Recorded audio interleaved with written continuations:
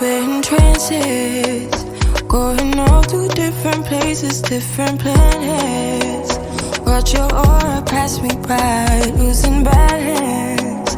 What if we run out of time and second chances? Empty-handed. You left fast life. Welcome to Let's Talk with Sandra, and Happy New Year to you all. As you know, today my interview is with Mr. Robert L. Boggs, a long-term resident of Gary, Indiana. First of all, a man of God, an activist in many ways, and someone whom I consider my brother, my friend, my mentor, and I'll let him tell you a little about himself. And just so you know, we didn't plan the blue. It just happened. So that's how God works. Well, you know what they say, good people beget good people. Excellent. Now, Mr. Boggs, Yes. let's start with where you were born. I was born in Madison, Mississippi, September 28th, 1941. Wow. Tell me a little bit about your life in Mississippi prior to you moving to Gary. As I would say, I was born in Madison, Mississippi, but I lived in Jackson, Mississippi until I was about 8 years old. Mm-hmm. And we had some children in our neighborhood. They had bikes and we didn't. Mm. So one Sunday after church, they came riding through the neighborhood with their little bikes. Mm-hmm. And we threw rocks and bricks at them.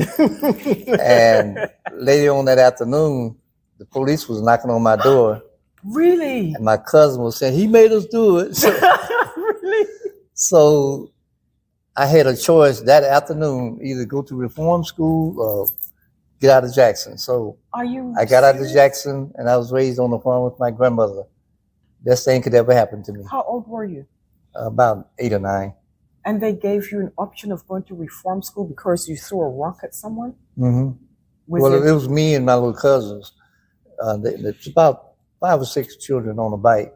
Okay. And we was throwing rocks. Some of them, my cousins actually threw bricks, half of bricks. So it could have been catastrophic, but we didn't hurt anybody. It was just the bikes that were damaged. Yes. You know, because it looked like they were showing off. We didn't have any bikes, so. Isn't that something? So you moved on a farm with your grandmother? Yes. So what was that like? Beautiful. Really? Beautiful. That's why today I love the rural life because everything's so natural and pure. Yeah. We didn't have to buy anything except maybe black pepper, sugar or salt or something like that. Really? And that was back in the 40s? Yeah. Mm-hmm. Did you all have transportation? Like, did you have to go into town? Of course we had transportation. We had horses and mules, really? Wagons. Yeah, we had transportation. We had feet and legs too. You know? Oh, wow. That was transportation, yeah. Wow. And I absolutely identify with you about farm life because I raised my boys on a farm. And it is such a tranquil, peaceful, it is natural God's life, you know? So where did you go to school at the farm? Was there a school out there? I went to school, it was called, the first school I went to was a grade school. It was called Ridley Hill School. It was an elementary school. Mm-hmm. And it was like a one-house schoolhouse with multiple classes in there. Wow. And the teacher had to switch there because reach just about everybody in the room. Wow. So that was my upbringing. Then after that, I went to the junior high middle school, which was Madison Rosenwald School, which I graduated from. Okay. Did they bus you out there? Did you walk to school? What year would that have been? Well, approximate. Approximately, that was about 1948, somewhere like in the 19. Because I was about 1944. Wow. Or when I was in grade school, you know, down there they had what they call a pre-primer or pre-primer, and then you went into first grade, second grade, third grade, fourth grade, fifth grade, and then I think I went to sixth grade at when I graduated Madison Rosenwald School. Wow. And this is your That's my graduation. This is your graduation. Yes. 1959. And how old were you when you graduated? About 16 or 17. Wow. And is this Matter of fact, is this your graduation picture? yes. This is your look at that handsome young rascal. Yeah, a lot of people say I look like King Tut. Wow, you do. That's Something. amazing. So once you graduated from high school, what was your next step? What did you do next? I had several scholarships to go to college. Mm-hmm. I didn't know my uncle actually raised me, Calvin Buggs. He had made arrangements for me, housing and everything, to go to Itabena, what they call it now, MVC. Really? He wanted me to be a brick mason. Well, he didn't tell me about it. Really? When I graduated from high school, all I wanted to do was write. I wanted to be an author. Really? And they told me, what? I said, an author to write. Yeah, well, that's the wrong thing to be down here, you know. So then I had a scholarship to Jackson State, Tougaloo College, and several other colleges. But when I was in high school, I used to frequent those campuses all the time, Tougaloo and Jackson State. Mm-hmm. So it wouldn't have been like going in the place. So I chose to go down to Utica, at that time, Utica Institute. Wow. And as a matter of fact, What did your uncle say? I can't say it on the podcast. I can't say it, you know, but I probably would have been building houses because he really wanted me to be a brick mason, you know. Was that his profession? He delivered everything. But I don't know why because we never talked about it. Yeah. Well, you know, back then you didn't have a choice. Right. The next thing I know, I told him I was going. going to Utica. He said, well, you going to MVC. What is that, you know? Mm-hmm. And he had already made arrangements for it and everything, you know. Mm-hmm. But he understood I had a scholarship, and that didn't have to pay no money, so that saved him some money. Yes. So I went to Utica Junior College on a scholarship for 2 years, and after that I went into the military. And what did you study? I studied psychology. Really? Social, yeah. I always interested in forensic psychology. I wanted to know what makes people think. Really? You know, yeah, I was always interested in that. Wow. And then you went into the military. Is this your military? What branch did you serve? At that time, I went into the Air Force. How old were you? 1962. I think I was maybe about 19 or 20. When you joined the military. Mm-hmm. And you look so happy, so excited. So where did you serve? Rhine-Main, Germany. You went to Rhine-Main, Germany? Yeah, I was there from 1961 to sometime in 62. Wow, you know, I lived in Germany, and that was one of the bases that I actually frequent. Really? Yes. Yeah. Back in the 80s. Yeah, Rhine-Main. That was me. It's still there. Yeah. What did you think of Germany back then? I loved it. Now tell me this. Coming from Mississippi, it was surreal, you know. Because of the prejudices that were in Mississippi at that time? Yeah. That's part of it, yeah. Yeah, so when you went to But over there, you know, they had what they call the Black Forest. And me being a little militant, what do you mean a Black Forest? You know, I didn't know. Yeah. But it's beautiful. That was just the name of it, Black Forest. But I like I said, I like nature. Mm-hmm. And it was so serene, and people were so nice. Everybody was, even though at the time, I couldn't speak Deutsch, sprechen Sie Deutsch. But as time went by, I could communicate, you know, with them, you know. So it was beautiful. Yeah, and that's what's really strange about Germany is like when you go over there not knowing the language, but within a short time, you can understand enough and say enough to get by. Absolutely, that was me. Guten Tag. Yeah. Good morning. So, how long did you stay in the military? I stayed in the military at that time about 2 or 3 years. Mm-hmm. I was discharged, and then I came home, and I wanted to go to the Air Force Reserve. Mm-hmm. But at the time, when I say come home, I came to Sandusky, Ohio, and then I came to Gary. Okay. But at the time, the Air Force Reserve was over at O'Hare Airport, and that was too far to travel. So I joined the Army Reserve and went back to school and became a medic. Okay, so that MASH unit, like the Mobile yes. Army Surgical Hospital. That's the acronym for MASH. Wow. So when you see MASH on TV, that's what we did. It means. Yeah. Question for you: what made you? Oh, because you wanted to join the Air Force Reserve. That's what made you move to Gary. That was no. What made you move to Gary? I came to Gary, Indiana. I came to Gary, Indiana to visit a friend of mine that I played basketball with and grew up with in Mississippi, and I haven't been back since.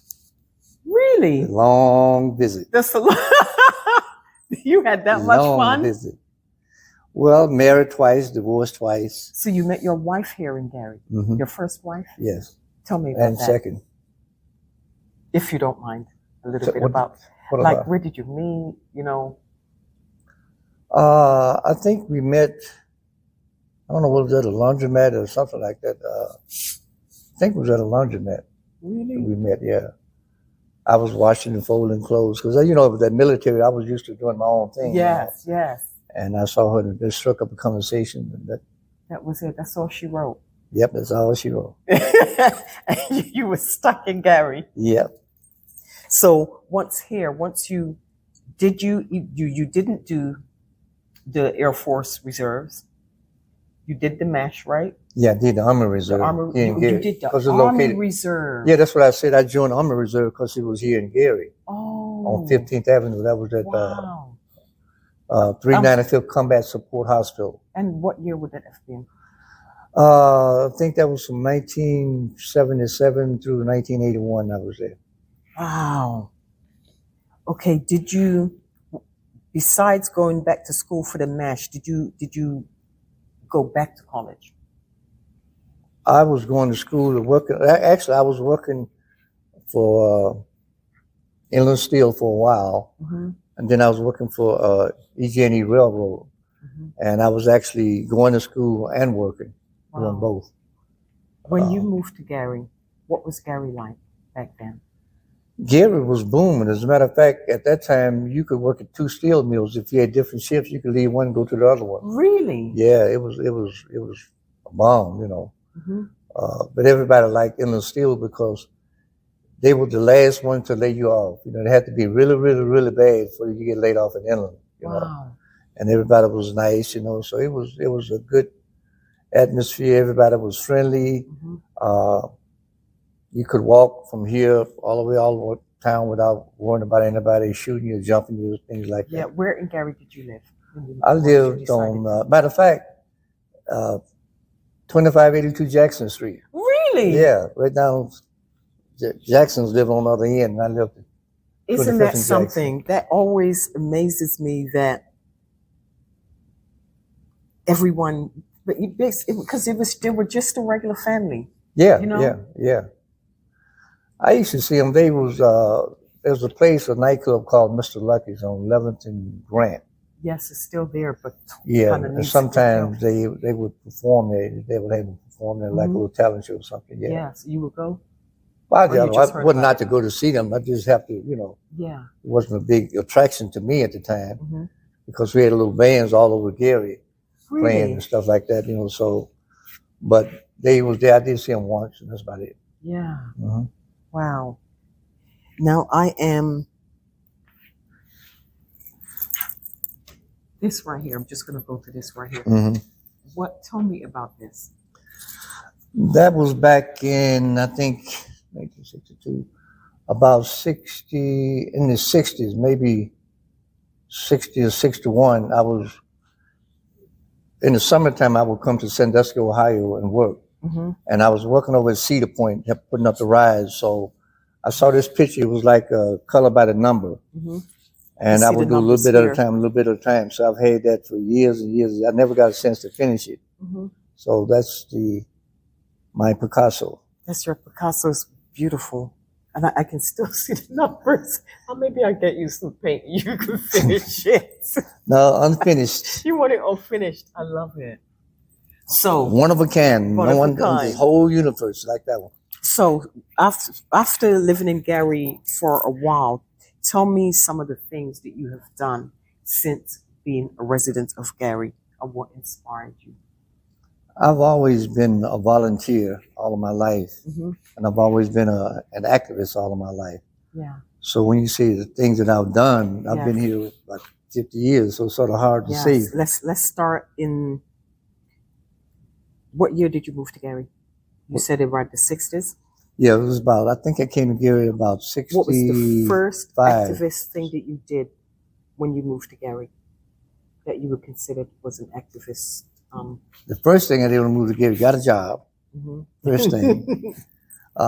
Actually, that wasn't too much of an activism as it is today to do in Gary at that time.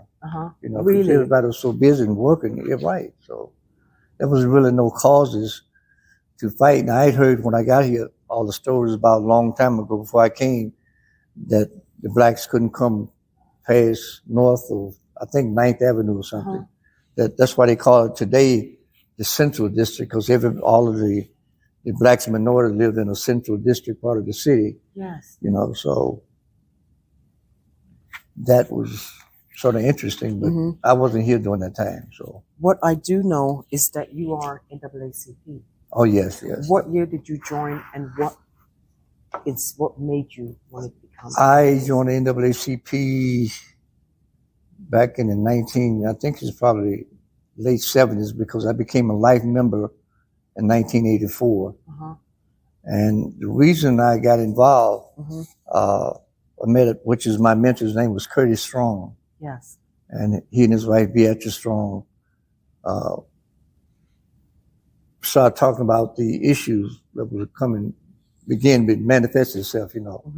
And we began to take complaints from people.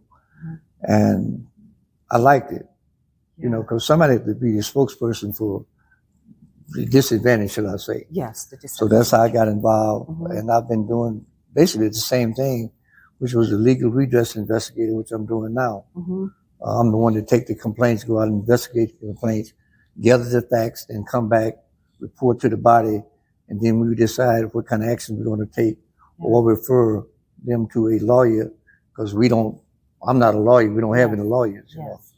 But although law was my first love, you know. Really? I read about it a lot of times, but I'm not a lawyer. But I do got a paramason degree. You do? Yep. Okay, and I see that picture right there. Tell me about this. This is when I graduated from IUN with my bachelor's degree. And that was 1995. And I see you had hair. Yeah, I had hair then. No hair now. Wow. And I believe I have your degree right here. This is the Bachelor of Science, yeah. This is his Bachelor of Science degree Yes. from University of Indiana. That's here in Gary. Yeah, IUN. And then I also see That's a certificate in public management. okay that you received at the University of Indiana. I see you're a man that likes to continue his education. And this right here That's the master. That's the big boy. This is your master's degree. Yeah, that's the MPA That's so right there. Impressive. Oh, congratulations. Yeah, I got a master's actually it was a double degree in criminal justice and public management. So Really? they served for both, yeah. Wow, so your interest in criminal justice, how the mind works, you went ahead and you got a degree in that. Oh, yes, yes. And what did you do with that degree? Did you? I worked for a while as a, what do you call it, auxiliary police officer. Really? Here in Gary? Yeah, for about 5 years. And I became a volunteer with the court system after that, you know, volunteer. And I worked for CASA for about, I think that was about maybe 3 years. Really? Court-appointed special advocate, where you investigate children or child abuse or something like that. Really? Yeah, I did. That's what I did.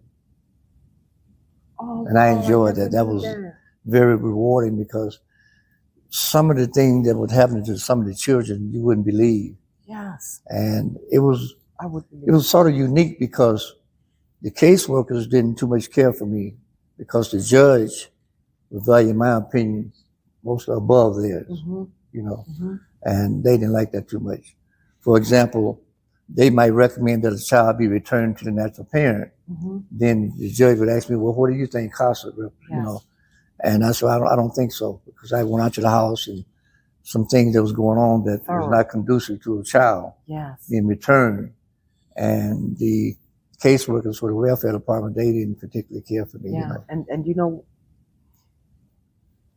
I absolutely applaud you for being the kind of advocate that you were for kids, because so often today, kids are sent back to the home and to the parents, and the result, the end result is tragic. Absolutely. And maybe we need to go back to that system where the court listens to the person that's been to the home and it's done the work. Absolutely, absolutely. It may save a lot of lives. Well, like over in Chicago, some of those caseworkers, they've been to the home, they wasn't doing the work.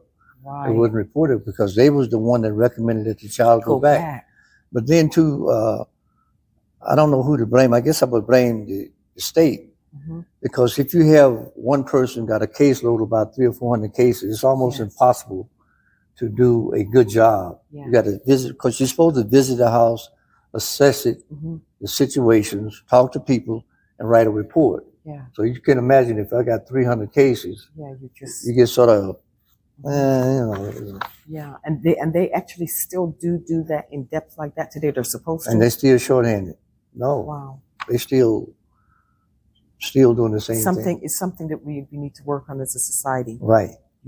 Absolutely. Now I'm looking at,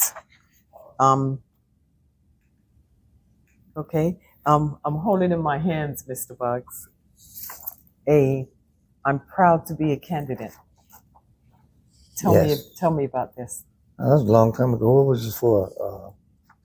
It reads, Dear Neighborhood, as a former City of Gary employee, I have worked as an assistant coordinator of special projects, alley inspection. I believe it says vote. Yeah, precinct committeeman. I think that's what that was for. A precinct committeeman? Yeah. See that? Right here. Precinct committee. Tell me about that. For those that don't know what a precinct a precinct committeeman is, I would say, during that time, was an advocate between the citizens and the city of Gary and the city council.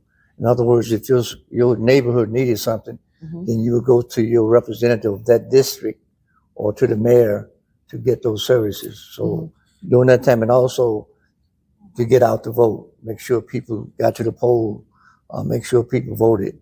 Wow. But nowadays, it's sort of wishy-washy. As a matter of fact, it's sort of interesting. Last year, I was finally elected as a precinct committee person. Really? Yeah, G618. So I'm going to be committee person. Bringing it was G619 then. G619. What year was this? Do you know? Oh wow, that was back. You had hair. Yeah, that was look like the same person.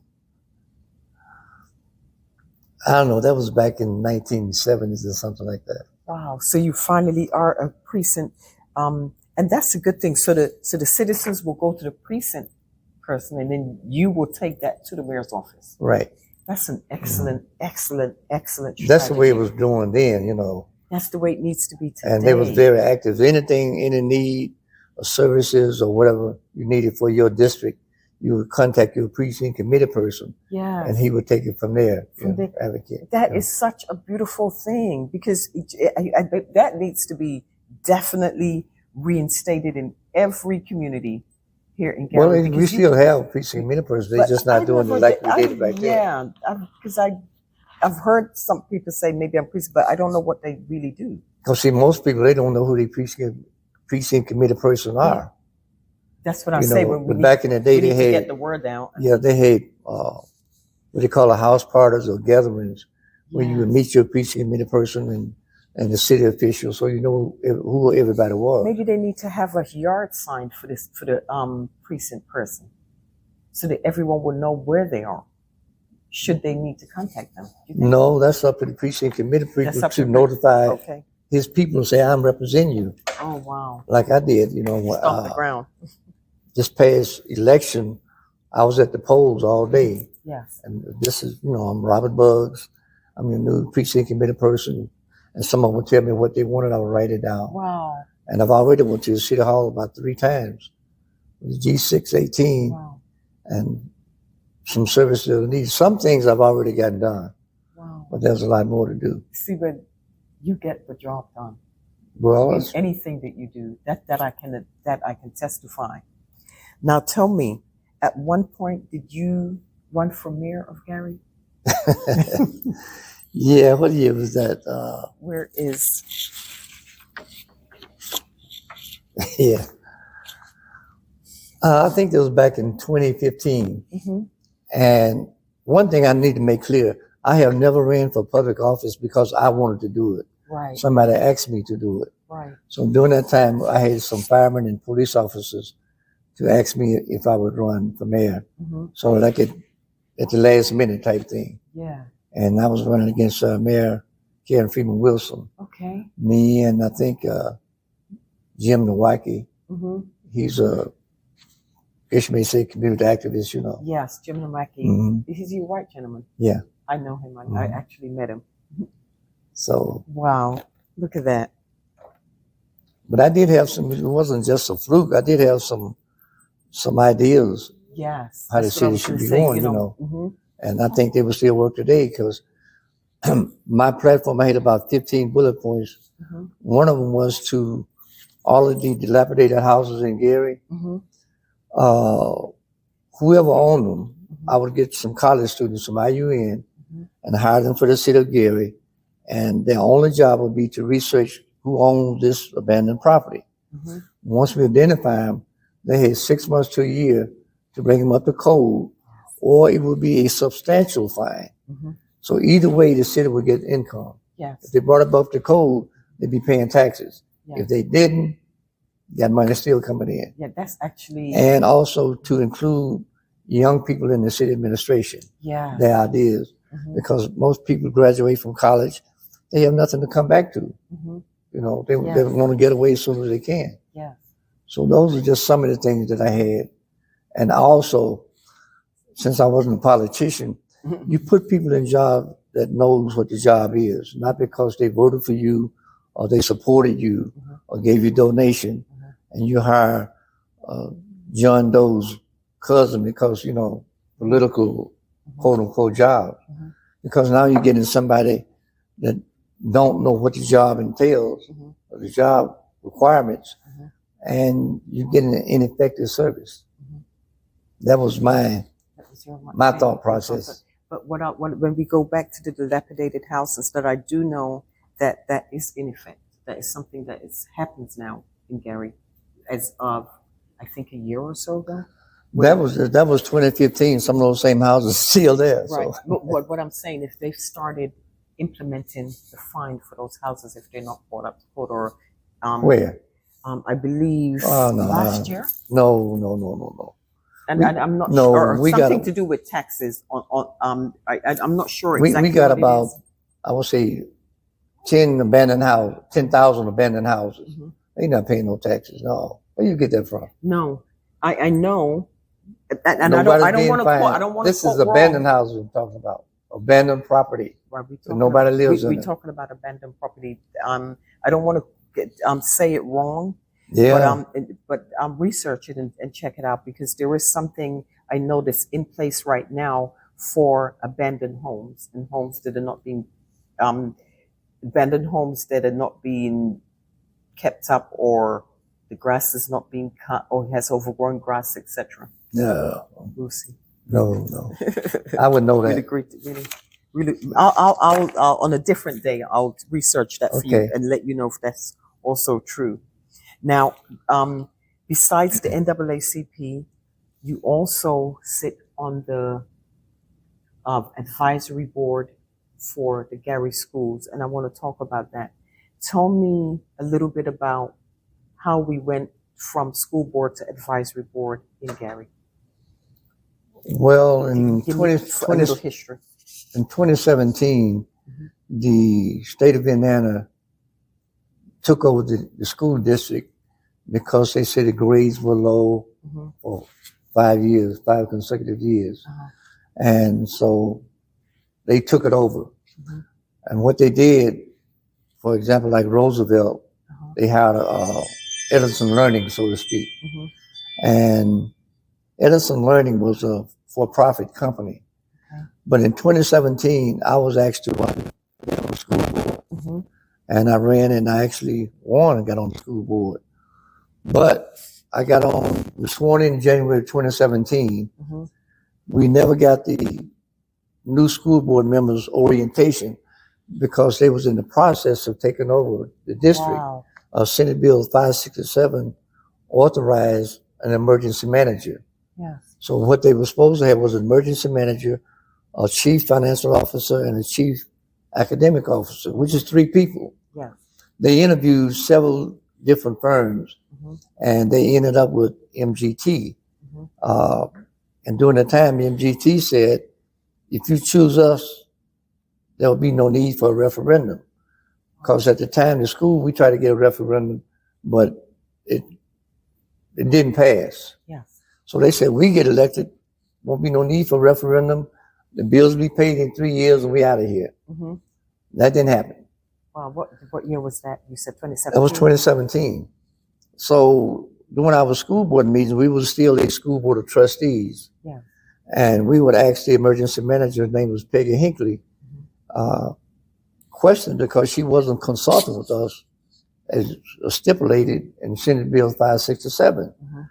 So it was told that I was a little bit radical. Me and my good friend, Mr. Norman Bailey, he got killed last year. As a matter of fact, the anniversary will be on the 14th of this month. So it was alleged that our school board meetings, the minutes was being forwarded to Tim Brown. And to me, he was a white racist. And when he got hold of, we asking her questions, she lived in Cherville, then he proposed a law called 1315, because he's the House representative, which basically took all of the authority away from the elected school board and gave it to the emergency manager. So that's how we was, the advisory board is a created committee with no responsibilities except we can make appointments like to the library. We can fill vacancies on our board and give award to a citizen in the community, a teacher, something like that. And that's it. And we can only meet 4 times a year. And my contention was, this is legal, lawful slavery because you're requiring us to perform a service by meeting 4 times a year, and you have on the same page, you will receive no per diem. So we are the only school board elected in the state of Indiana of all 92 counties that don't get any money, but we're required to do something, perform a service. So that is slavery. But we tell that to our legislatures, and it's just like dropping water on a duck's back. That's not important to them. Well, it's important to us. I'm using my gas, doing something that the state said, well, you must do this, 4 times a year. And I have a problem with that. We'll pray that situation gets corrected. We tried. I want to know what happened to the money because there's another thing to that. The mere fact that we are an elected school board trustee, the state provides the $2,000 annual stipend. We don't receive that either. Now, that wasn't in the law. The law, 1315, said we couldn't receive per diem. That's for attending meetings. That's about $112 for each meeting. But the $2,000 was supposed to be in increments just because we was the elected school board of trustees. So I've been asking, what happened to the money? Who's getting the money? That should be coming to us because we are still being elected. And you're still doing the job. So, well, we will. Hopefully, I know that you will get to the bottom of it because you always do. We've been trying. I'm going to walk around and look at some of your awards. If you elaborate with me. Okay.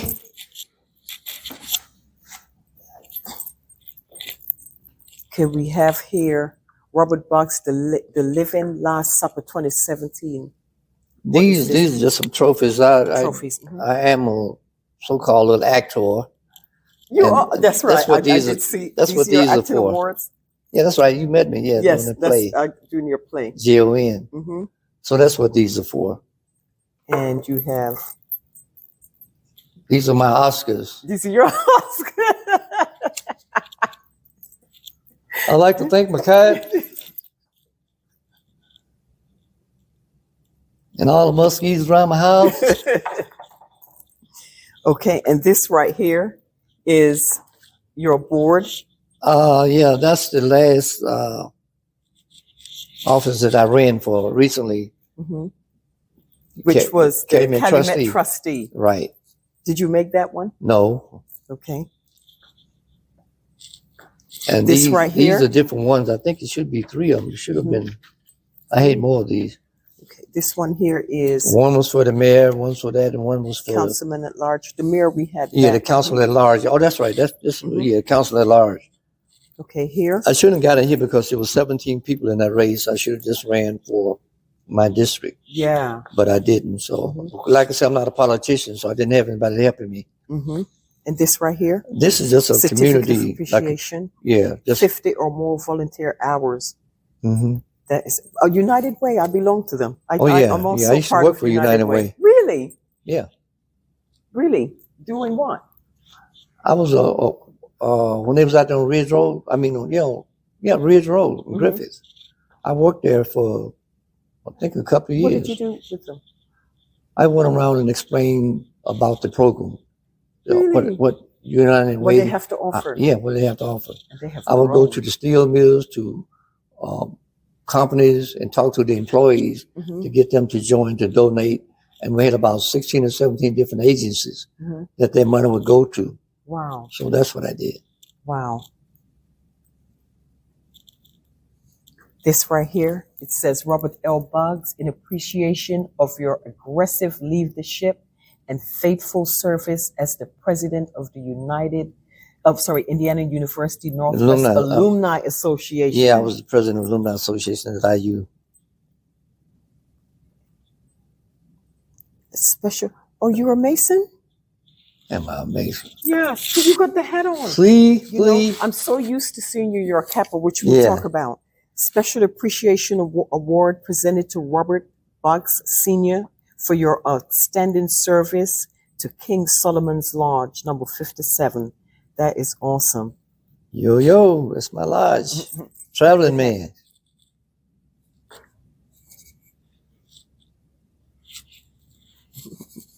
And then we have Gospel Music Alive Northwest Recognition Award. What is this one? I don't know. It says for your service in the community that has made a significant impact on the city of Gary, as well as the NAACP of the United States of America. Thank you for your ultimate commitment and courage. We honor you with this distinctive award given on May 14, 2016 in Maryville, Indiana. Yep. That is awesome. Then we have the American Criminal Justice Association Lambda Alpha Epsilon. Yeah. That's when I was in college, yeah. Oh, wow. And then we have Westchester Public Library. Certified Robert Buggs, completed one LEU, attending the advocacy dinner. Yeah, I'm on the library board. You were on the library board. Yeah, so we went down to some part of Indiana to dinner. All of the librarians and board of trustees we had a dinner, so they gave me that award. And let's talk a little bit about being on the library board and what that job entails, that service entails. Well, the board of trustees for the library is just like any other board. We set policy. We have one employee, which is the director, and we make sure to balance the budget and make sure everything basically is running well. We set short-term plans and long-term plans for the library, so that we could be in the 21st century, 22nd century. Wow. That is our duties on the board. What other board do you sit on? I'm a member of the Urban League, the NAACP, members of Kappas. Mm-hmm. I'm also a mentor with the Lake County Court Mm-hmm. for the, shall I say, young men and women that are getting out of prison. Uh-huh. They come in, they stay at Kimbrough Court, and they get a job. So we sort of mentor them, liaison. Wow. And also they have what they call a mental health court, which some crimes are committed, but if they go through this program, then they erase from the record. Really? And also I used to be volunteer for the Veterans Court. Mm-hmm. In other words, a veteran is stopped for maybe drunk or driving, whatever minor infraction, Yes. and they assign a mentor, and I was a mentor, Wow. like I am at Lake County Courts. And once they completed that program, then that's not on their record. They come on the record. Wow. So That's amazing. that's what I did. And like I said, I worked for CASA for about 3 years. Mm-hmm. And I was also a member of, I used to volunteer for the shelters, homeless shelters for the ladies, you know, domestic Really? violence shelters, yeah. That was before Emma's house, Wow. way before Emma's house. Wow. Yeah. I used to be liaison over to, I think, the Rainbow Shelter and the one over in Hammond. You have such a heart for those that are being victimized, those that are in pain or have suffered. What gives you that? What? I don't know. I've know, always that believed compassion. that the disadvantage, I believe that is our responsibility Mm-hmm. to help them in whatever way we can, whether it's just an advocate for them. Mm-hmm. You can't just stand by and see somebody being misused or taken advantage of Yes. and not say anything, Yes. because then you might as well be doing it yourself. Wow. So I just, Mm-hmm. So you said you might as well be doing it yourself if you stand by and watch someone be victimized or hurt. yeah, you know, because children are very vulnerable, you know, and some households where they don't have the wherewithal to provide for their children. Yes. You know, a single parent, for example, Mm-hmm. and most of them were in the system, so to speak, and somebody has to be an advocate for them. Yeah. So wherever I could volunteer to help out, to make a difference Mm-hmm. in the quality of life of anybody, black, white, or whatever, Yes. then that's what I got satisfaction out of doing that. Yeah. Because I think, you know, being raised in the country in a rural area, I don't know, I guess it just, I remember I used to be a hunter, you know, I used to hunt. Yeah. Everybody's raised to hunt with a gun. Yes. So I was shooting a gun, I think when I was about 8, 9, 10 years old, Yes. going out hunting. Mm-hmm. And one time I had a rifle and I shot up in a tree, a bird nest, Mm-hmm. and the mother bird fell down, you know, because I had shot the head off the bird. Then I looked up and I saw the little mouths up there, and I said, "Oh, that's it, that's it." You didn't shoot anymore. No. Something happened. I just said, "No, I can't do that. I'm responsible. I can't climb that tree." You know, Get the the little baby babies. birds up there. And I said, "No, couldn't do that." So I guess I became a salty or something. You became an advocate for people at that probably at that point. It's Yeah, just but always just- amazing me how subliminally certain things can just change your life rhythm. Yeah, and after Your- that, my grandparents and friends used to love to fish. Mm-hmm. And sometimes they would fish and, you know, just let the fish, you know, on the bank without putting them in the water. Just They be just feed. flapping. And I was looking at that, kept looking at that, the little thing just gasping. And then I said, "Oh, no. Hell no, I can't do that. I can't do this. No. Not even the fish, huh? Now, I remember one time, a quick story, Mm-hmm. my brother, Tony Buggs, he came to visit me in Gary. Mm-hmm. And at that time, they had live catfish. And you go out and pick, I want that one. Really? I didn't know, yeah, you pick out the fish you want, well, they still Mm-hmm. alive. And my brother said, that one, we take that one. And the guy got this big mallet and hit the fish and the little thing and trim it. So I told my brother, I'm not eating that fish. Then they skin him, you know, no, you eat, I'm not eating that fish. Mhm. You murderer. So I've always been very compassionate about life. About You know. life. Except they fly a mosquito or something like that. Yeah. They gotta go. That is a God. Roaches gotta go. Sorry. Nothing. No, but not God. sorry. Nothing but God. You know? Mm-hmm. And I'm looking at this. This is the Crusader. What would September? This year? Yeah, last year. What was this right here in late September confusion? The school corporation. Oh, this is what we were talking about by the school advisory board. They actually did an article. No, this is right this? here is about they sold a school, a vacant school. Mm-hmm. But what they didn't know at the time they sold it, Williams School, which is an active school, is under the same key number. So the people that bought that vacant school also bought that school. But they was telling the people that, well, it just hadn't been upgraded to the website. Mm-hmm. So I began to investigate myself, and I went out there, and as a result of my writing that article, Mm-hmm. they went out there and changed it. Now Williams School has its own key number, Mm-hmm. and the school that they bought has this key number. Yes. However, I still had a problem with it because the emergency manager was leasing that building. Mm-hmm. Williams School, Marquette, Glen Park Academy, and McCullough. Mm-hmm. So you can't be the leaser and the leasee at the same time. Mm-hmm. To sell something, it's like if you rent somebody's house on a lease, then you can't sell that house. You don't own it. Mm-hmm. So that's what happened. So that was the reason for that article. Mr. Activist. Yeah. Mr. Activist. I'm looking at some pictures here. It says Robert Bruggs, a real advocate for our community, and that you are. This is something that the NAACP compiled some pictures of different things. That was a picture when I was down at the State House advocating for the school system here in Gary. Wow.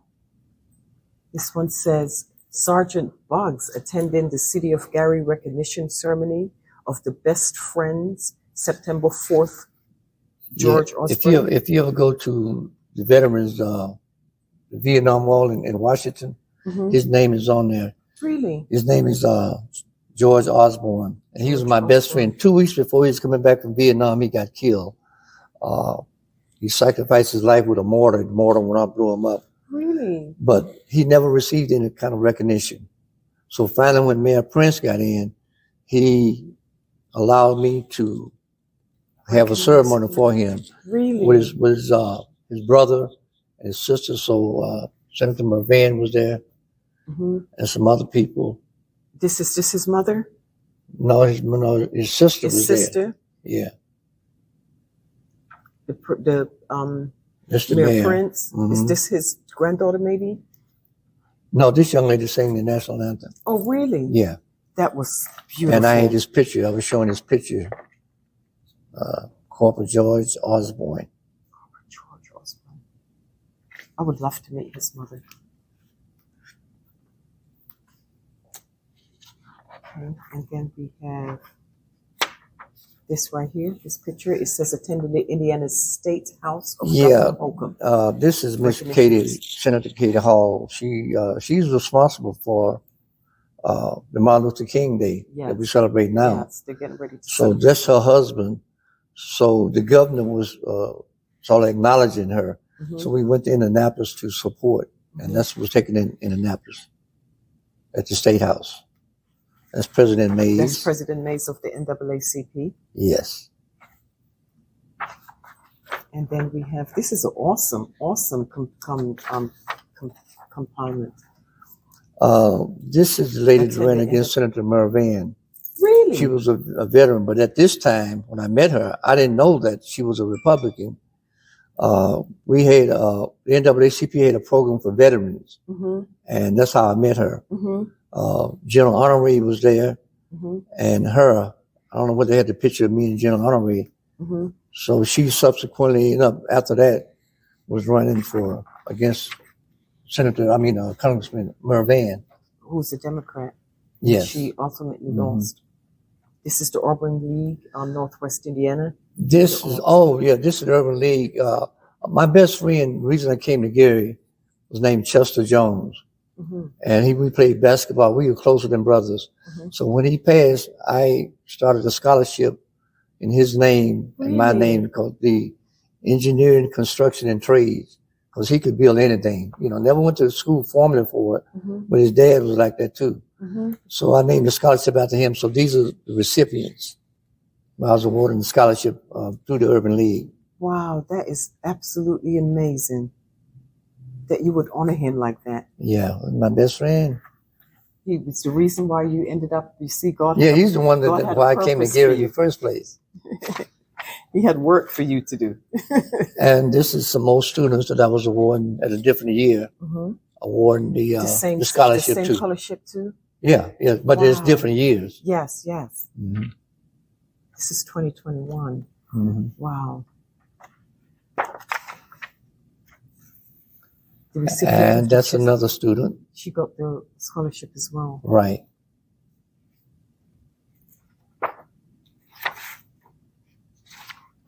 We go here. And this is the NAACP where we awarded the student. I think the check is for $1,000.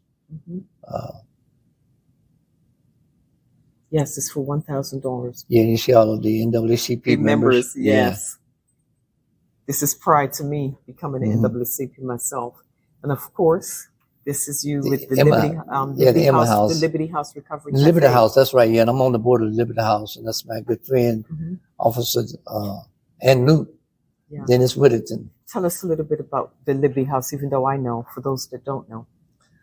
The Liberty Recovery House is for people that wants to recover. It doesn't have to be from drugs, any kind of emotional issues that you're going through.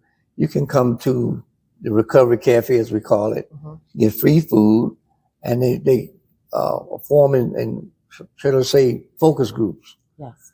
So if I got this, what I'm interested in, people of like mind and like problems, they focus and they eat, play games, and just basically mingle with the public. And sometimes, to talk about what the issues you're facing is good therapy. Yes. So that's what that was. And thank Pastor Pirtle for spearheading that, Yes. which you was a part I of. also volunteered and worked at the Liberty House Recovery Cafe. And like, it was a help for me because even though, like I say to people, mine was never drugs or alcohol or substance abuse, it's emotional. Yes. So, yes. and so me being there was therapeutic for me. Absolutely. That's the purpose of it. Yeah. And they're actually located right now in Gary, Indiana, at the Old Salvation Army. That's right. Leventon And they Grant. open up daily now. Yeah. And they're open up every day. So anyone that needs that support or needs someone to talk to, or just sit and have a conversation, or Right. just You watch TV, Play games. You visit the Liberty House Recovery Cafe in Gary, Indiana, Yes. located in the Old Salvation Army Now, building. that's my good friend and radio manager, WLTH, Natalie Emmons, Yes. and I at the State House advocating for the school, return of the local control back to us. So we was down there picketing, protesting, or whatever you want to call Tell it. me a little bit about that, your thoughts on that, about after the schools being returned to Gary. Tell me Well, about that, well- because I've heard so many different things. But I don't know what you heard, but here's the situation. When they took over the school system, the school district, the people that the citizens of Gary elected to make those decisions for their children and be an advocate for their children, they put it in the hand of one person Yes. that doesn't live in Gary, Hmm. paying a lot of money. And all of the academics went down, the fights went up, explosions went up, and it was counterproductive. Wow. But we had no say-so. So we wanted to take back control. Now, we had about 4 or 5 different groups talking about return local control. Yes. Well, they took it from us, but nobody spoke to the one they took it from Yes. about their ideas, So Natalie, she's an avid community activist. Yes. So we went down there with our signs to the State House and let the legislatures know, wait, we are here, We are here. We Right. want It's control not of a our third own world schools. country. Yeah. We have to make decisions for us, Yes. for our children. Yes. And when we tell you that our children can't read or they need this, and they are just totally ignoring us. Yes. and all of the millions of dollars that they're paying this company and the people that's supposed to be teaching them, making decisions about the academics, Yes. none of the money stays in Gary, and everything that's intended to improve Yes. has dwindled. Right. And then they make a big deal of, well, we came up 2 points, was 58 last week or last year. But when you came here, it was between 95 and 100. Yes. When you took over. Right. Mm-hmm. So you expect accolades because you took it down and you moved it back up a notch? Nah. I absolutely agree with, So- I absolutely agree that, the schools should be back on the control of the Right. Gary residents. This is Westside School where we have my good friend, Miss Nikki Bird. Mm-hmm. Every Thursday we would go out there and just protest with those signs. Mm-hmm. Same thing. You see the MGT got Control to of go. the schools back to Right. Gary. Update of the referendum challenge. I guess they did another story. No, this is what I do about the referendum. I was against the referendum, number one, Mm-hmm.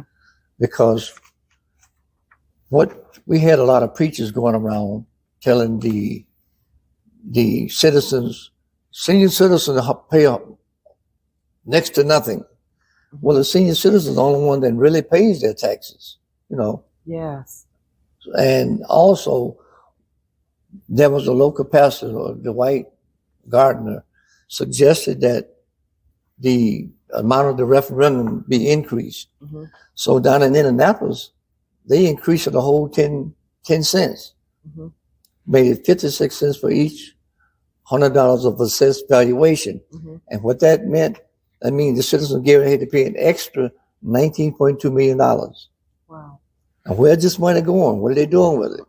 There's no accountability. Mm-hmm. So they formed what they call ambassadors. Mm-hmm. First, they were supposed to be an oversight committee. Mm-hmm. How are you going to tell somebody how to spend the money? And they had these little training says, I'm going to tell you what to tell me, so to speak. Once they got that, they sold that to the old, made everybody thought they was important. Then they sort of disbanded. They didn't have the meetings, Wow. so.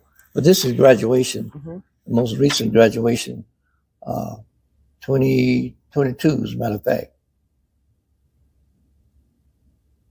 Wow. down at the Rail Cat Stadium. This right And here. this one, we went to Nashville for a library annual conference. Mm-hmm. And we met this young lady, and she's a commentator for, I think it was CNN. Yeah. Mm-hmm. And you're the vice president Yes. at the library Yes. board? Well, I've been the vice president and the president. Wow. And this was, this is a Lake County Sheriff Mm-hmm. officer. Mm-hmm. So what they did for a prank at a fraternal order police party, Mm-hmm.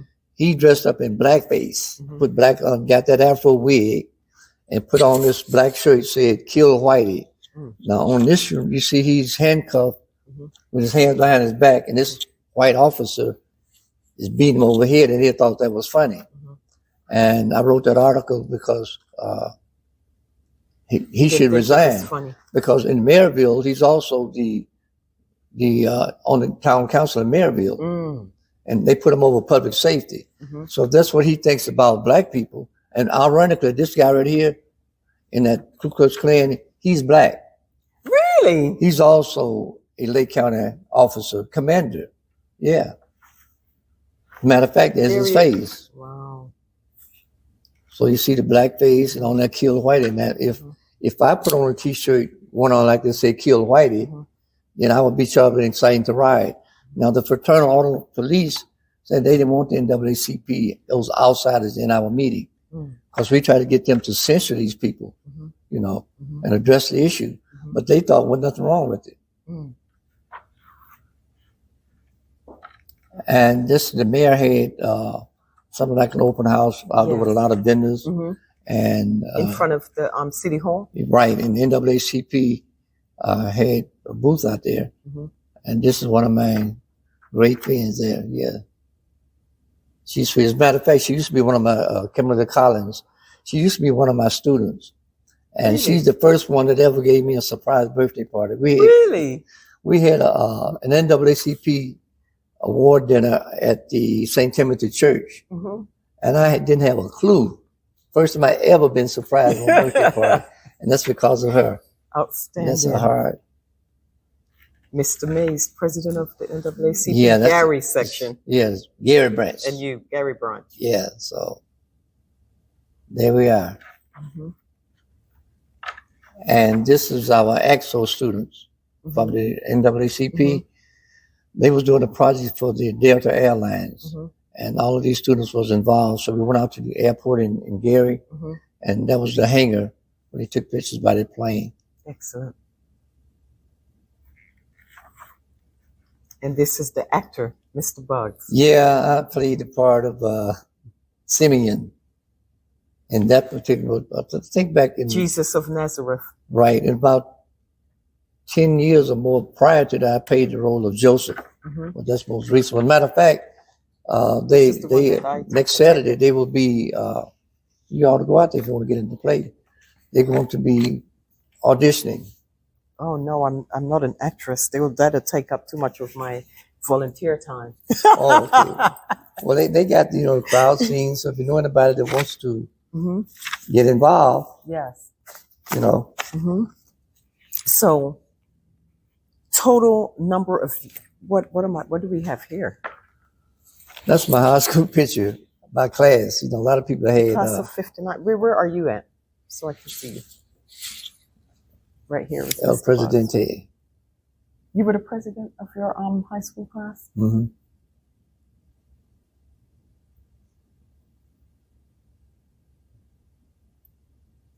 Wow. These are just various certificates and awards that I received from Indiana University. And Environmental Affairs award this certificate to Robert Buggs for his participation in public service internship program. There is such a thing? Yes, SPEAR. They call it Special Environmental Affairs. Yeah. Really? Mm-hmm. Then we have Certificate of Achievement. We present this certificate to honor Robert Buggs for successful completion of the degree requirement in public management. Wow. You continue always educating yourself. Mm-hmm. And this is your bachelor's degree. Yeah. Copy of it. Now, how many years would you say that now you've been living in Gary? Too long. I've been in Gary since about almost 50 years, actually. Yeah, I came in 1965. What would you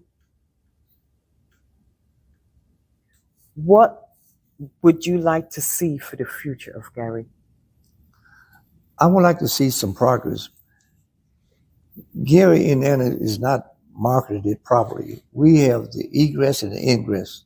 We got the toll road to the north and got 8094 to the south. We got an international port to the east of us. And in between that, we got a lot of abandoned buildings that I was telling you about. Mm-hmm. That's been there since 2015 when I was running for mayor. Mm-hmm. And I would like to see more businesses come into Gary. Yes. I would like to see a top-notch, brand-new school. Yes. To educate our children. Built in Gary. Yes. Yeah. Because you'll feel better. And if you're creating a learning environment, mm-hmm. you feel better. If you feel better, you can learn better. Mm-hmm. You can't come to school when you hear this constant dripping of water in a bucket. That's like the Chinese use that as a form of torture of prisoners. They used to tie them down and have one drop of water hitting them in the forehead. Wow. After a while, that sounds like a drum. It's excruciating pain, mm-hmm. So then the fights, and then you got the ceiling tiles falling in. That's no way to learn. Mm-hmm. It's not a learning environment. Mm-hmm. Then you got the dilapidated equipment, band uniforms, band equipment. Yeah. All of these things were needed. And I asked them if they would include in the curriculums like medical coding, engineering, mm-hmm. something like that. Mm-hmm. Because I believe a child in Germany, they don't have a summer off.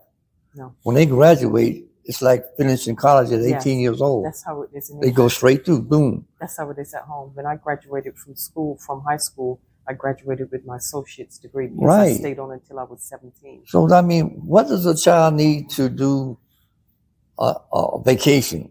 For what? What are they doing? But they want their vacation. Doing what? I know, so that they can have a relaxing, just a time to relax their brains.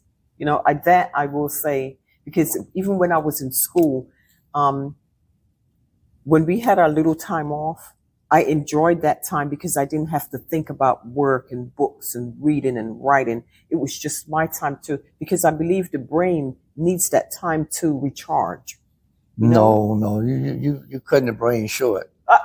When God gave us this brain cannot be duplicated. As smart as all the technology, this brain that we have, that we only use 10% 10% of. of.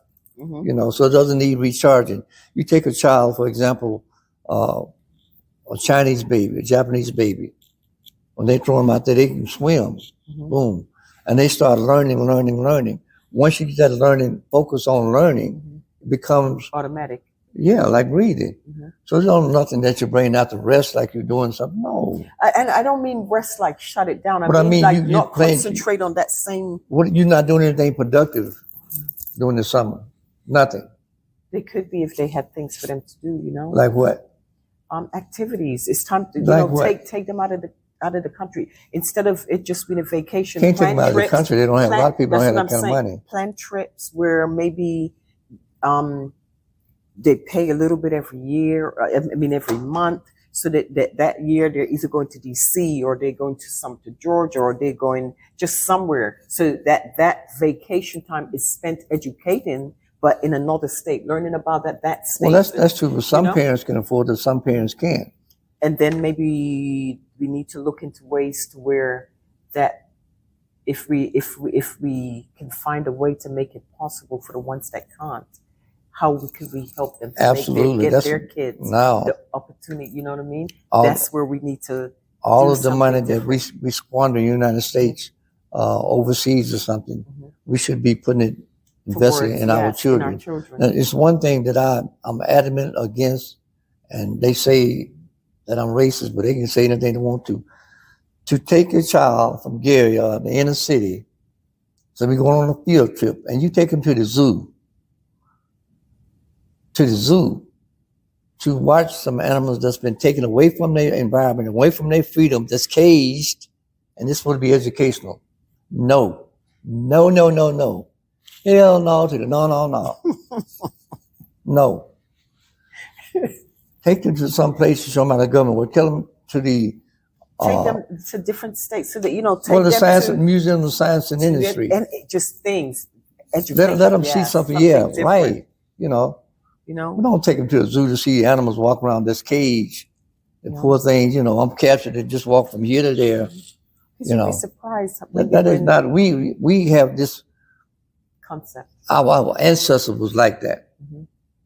Cage, Mhm. no freedom. Mhm. So it's like, no. I You didn't don't think like about that. it. Mhm. No. Wow. You I, take nev- the I children. have never thought of the zoo that way. I just thought of the zoo of a place where those that, we see now on TV because now we can see those things on TV. But back at a certain, when there was no TV and just radio, the zoo, I guess, in my opinion, was a place where you got a chance to go and see exotic animals. Well, And animals from different countries. TV's and been blah, blah, around for quite some time, and they had programs on these natural Geographic. geographics. Shows you all parts of the world. You can sit on your couch, all kind of animals running, wild, happy, free. That goes free. back to you seeing the fish flopping around. Right, gasping for air. Can't do it. But Don't eat that fish. No, murder the fish. But I believe with activists like you, with communities, people that give their service to the community like you, and there are plenty in Gary that do the work. Oh yes. Yes. They just don't talk, they do the work. I consider myself one of them, or upcoming too, so I Right. can get to your level. that they can be changed and there will be change. We have to keep doing the work. We cannot stop. We cannot let anything deter us. And I personally want to thank you. Thank you for all that you do, because I see you. I hear you. You know, a lot of times you may be a little controversial for some, but that's okay, because you are always defending, advocating, volunteering. And I thank you. I admire that. You know, those are traits that we simply need to make sure our next generation have. Well, that was my training comes from, God said, if they hated me, what you think they're going to do for you? Yes. He was controversial also. Yeah. And they didn't like him for the things he did. Yes. But he was doing it for the greater good. Yes. And that's what I think he'd be. Even one thing I don't like, even when I ran for these positions, I don't believe in that talking about what somebody's not doing. Yes. He's not doing this, he's not doing that. Why don't you say what you're going to do? Don't focus on what somebody's not doing. Yes. I don't like that, Yes. But they got it down to an art, Yes. When I first came to Gary, the politics were, if you was running for office and I'm running up supporting this person, I'm not supposed to talk to you. I'm supposed to be angry with you because you're not on the same team. Yes. That's the dumbest thing I've ever seen in my life. I know. Because we can all, because at the end of the day, agree to disagree. Right. You supporting this person, I'm supporting this person. We are still breathing the same air. Amen. So. Absolutely. Absolutely. And I thank you. I thank you for allowing me to have this conversation with you. Thank you. And being on the Let's Talk with Sandra show. Let's talk with Sandra. Let's talk with Sandra. That's great. Thank you so much, Mr. Robert L. Boggs, for all that you do. Thank you so much. And this will be around for generations to watch and see. Thank you for having me. And one thing I'd like to say to all those that's listening, heaven is real, hell is real. Yes. I told my grandchildren just the other day, if you go to hell, can you imagine burning forever and ever and ever, and you can't die? Yes. So I would say repent. Yes. Repent. There's Jesus Christ. A lot of people want to argue about what color he was, and that's not important. Irrelevant. When he was born, that's not important. Yes. The fact that he was born and he died for us and for our sins so that we can be with him forever and ever in paradise. Now, some people disagree with me about the people that are Buddha or Buddhism or atheism. Well, all my job is to let you know it. And then I'm going on. Yes. Very quick story. I was at a bar one time drinking, and this guy always liked to debate. He likes to get high and debate. So he was asking me about God. You're not supposed to be drinking and talking about God at the bar. I said, in the Bible, it said that God went to around the wine bibbers, to say to people, when you get ready to take a shower, you don't go clean up before you get in the shower. You get in it to get clean, right? Yes, absolutely. But anyway, I asked him, did he believe in God? I told him how he could be saved and to repent his sins and accept God as Jesus as his Lord and Savior and be saved. And I got up to leave. He said, wait a minute. He just got another drink. Wait a minute. I said, what you want? I want to talk. I said, no, the Bible said, you did hear me, didn't you? Yeah, I heard you. I said, well, my job is done. Oh, he got mad because he wanted to go on and on and on. He wanted to debate with you. Yeah, he wanted to debate, yes. But I'll second that. I will absolutely second that because we leave him out of so many things out of school. Yes. But if you don't have God in your life, you're not gonna be happy. Yes. I'm 82 years old and I'm happy. Like I love the song by Kim.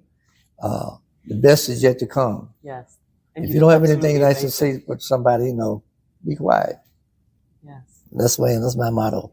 Thank you, Mr. Boggs. Thank you. All of this blue. Thank you. One of my church members painted that for me. That's her painting. She did that and surprised me with that church. Wall painting. Wow. Yeah, she did that. And one of the awards that we mentioned was Yeah, one of the most cherished awards that I had was given to me by the NAACP, and it was entitled the Joseph Pitts Award. He's a Gary resident, but he was a forerunner when Glen Park was all white, and understand that no blacks was allowed in Glen Park. wow. But Joe Pitts went to Glen Park, and he was fearless. So when they gave me that award, that was one of my most cherished awards. You know, he didn't back down. Get back. And He don't need a lot of people and to, you you never know. back down. Right, you know, he went, he did, you know, and I love that. Matter of fact, I want to meet some of his relatives here in Gary. You know. Wow. I would like to meet them because I cherish that award to this day. Wow. Joseph A. Pitts. Thank you for watching Let's Talk with Sandra, and as always, peace and love. We're in trances, going all to different places, different planets. Watch your aura pass me by, losing balance. What if we run out of time and second chances? Empty-handed, you love fast life.